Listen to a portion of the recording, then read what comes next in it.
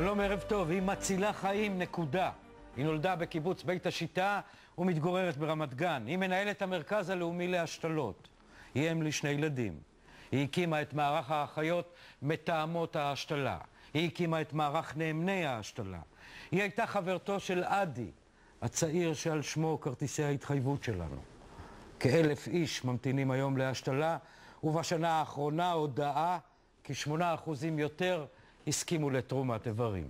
תמר אשכנזי, ערב טוב. ערב טוב. איך הגעת לזה? ככה.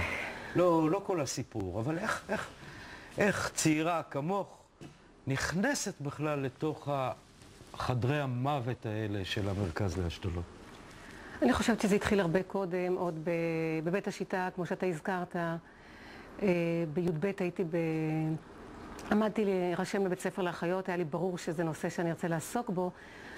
את קיבוצניקית ואת רוצה ללכת לבית הספר לאחיות. כן, ובשנת י"ב שלנו פורצת מלחמת יום הכיפורים, והרבה שכול בבית השיטה, הודעות מאוד קשות, אפילו עכשיו עוד... מה זה הרבה שכול בבית השיטה? לא היה שכול כמו השכול של בית השיטה באותם ימים? כן, כמה נהרגו שם?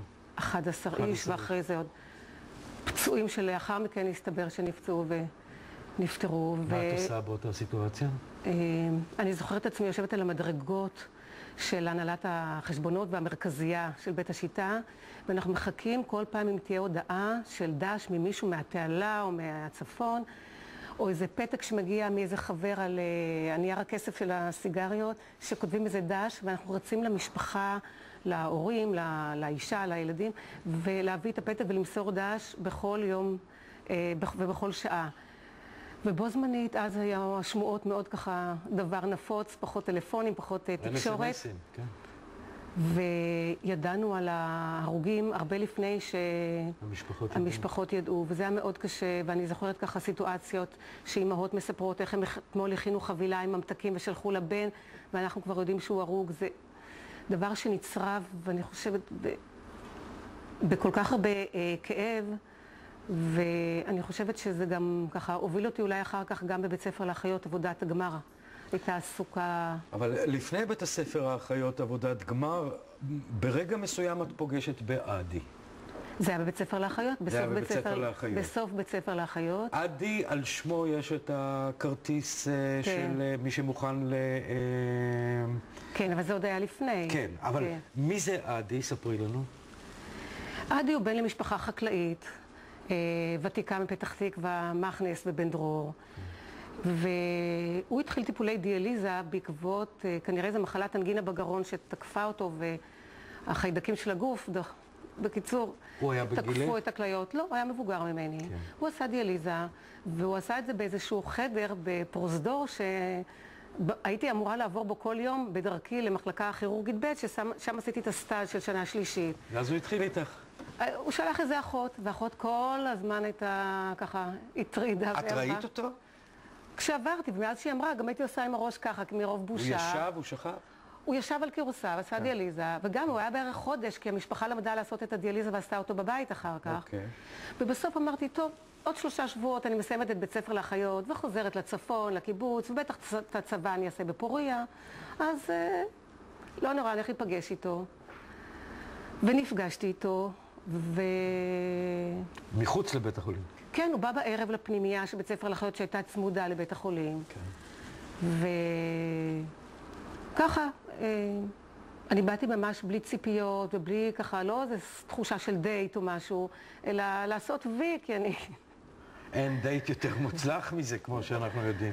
אוקיי, אז הנה, אז כנראה אולי זאת המתכונת, ובעצם נוצר קשר מאוד הדוק, וחברות ורומן, ואהבה גדולה.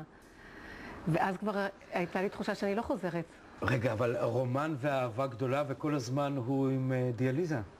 כן, דיאליזה בבית, אבל ממשיך לצאת לשדה כל יום, ובערב או בלילה, וכמו שעכשיו יש כל מיני כדורגל, זו משפחה של כדורגל, של מכבי פתח תקווה, וחלק מהחבר'ה מהפועל, אז כל יום בבית עושים, כל יום ראשון, שלישי, חמישי עושים דיאליזה, כל החבר'ה מגיעים, וטלוויזיות, כיבוד, וזה ממש בילוי, ולמחרת עובדים רגיל, ויוצאים לקולנוע רגיל, והכל, החיים היו בעצם רגילים חוץ מה4 שעות של הדיאליזה. אוקיי.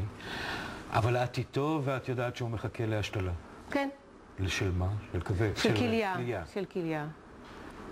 הוא אומר כמה הוא רוצה את אותה כליה? מדברים על זה הרבה, בעיקר כשמתחילים סיבוכים של הדיאליזה. אז עולה הרבה יותר בצורה משמעותית הנושא של השתלה, שהיה מאוד לא מפותח ולא מוכר, ואני זוכרת את אבא שלו, את שמואל, וגם את האמא, את דבורה, מנסים לחפש משהו אם יש בעולם, אם יש במקום אחר.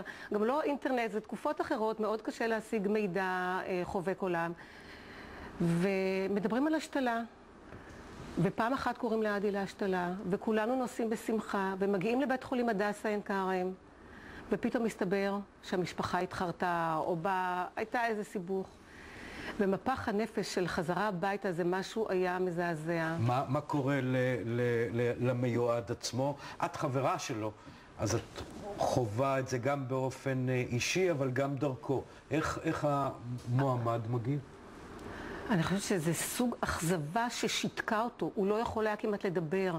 זה היה צריך ככה המון שעות של שקט לעבור בכלל כדי להכיל את זה. ואני חושבת שאולי גם ככה אפשר להבין את כל הממתינים להשתלה ואת הציפייה, את הדריכות לכל טלפון, לכל קריאה.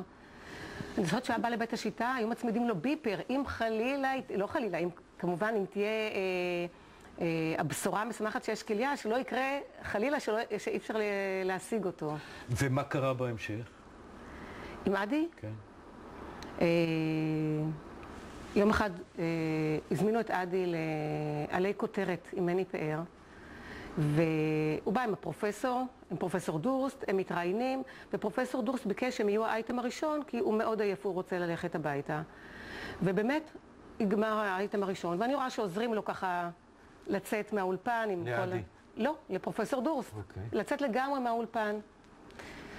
נגמרת התוכנית, חוזרים הביתה לפתח תקווה מירושלים, ובשתיים בבוקר או 3 מקבלים טלפון, יש כליה, יש השתלה. מסתבר שאת פרופסור דורסט הוציאו מהשידור של התוכנית טלוויזיה בגלל תאונה שהייתה. והאדם שנהרג, במשפחה שלו היה איזה סיפור שהכירו את הנושא של תרומת כליה והשתלה, ולכן הם הסכימו לתרום את הכליות שלו. ואז משתילים את הכליה לעדי? ומשתילים לעדי.